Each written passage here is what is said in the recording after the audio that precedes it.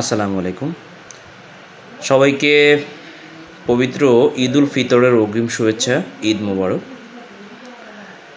ঈদ মানে শান্তি, ঈদ মানে সুখ, ঈদ মানে সমৃদ্ধি। এই কথাটি ধনীদের বেলায় প্রযোজ্য হলেও গরিবের বেলায় একেবারেই উল্টো।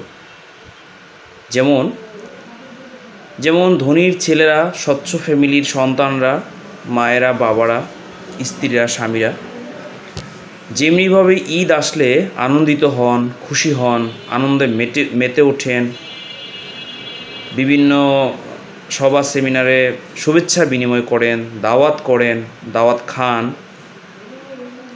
আমাদের মাঝে একটি শ্রেণী আছে যারা প্রান্তিক গরিব শ্রেণী, আমাদের সমাজেরই একটা বড় অংশ।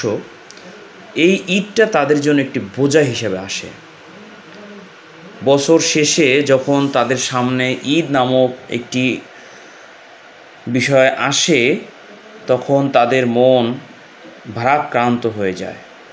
কারণ এই গরিব মা বাবার জন্য ঈদটা এত বড়ই একটি বোঝা হয়ে যায় যে তিনি তার সন্তান, স্ত্রী, বৃদ্ধ মা বাবাকে পর্যন্ত একটি নতুন কাপড় দিতে পারেন না। আসলে এটা কথাগুলো তিক্ত হলেও সত্য। অনেকে হয়তোবা এটা মনে করবে যে পবিত্র ঈদ সামনে, ঈদের এখন সবাই সুখের দিন, শান্তির দিন, আনন্দের দিন, এই দিনে আবার এই কথা। ভাই, একটু মানুষের কাছে গিয়ে দেখেন, ঈদটা সবার জন্য না। ঈদে এমনও মানুষ আছেন যারা ঈদের দিন শুধু দু ফোঁটা চোখের পানি ফেলা ব্যতীত তার আর কিছুই করার নেই। এবং ঈদের দিন তাদের যে চেহারার যে বিমূর্ষ অবস্থা, এটা আমরা নিজেরা দেখেছি। আপনিও হয়তো বা কারো জীবন এরকম দেখে থাকবেন।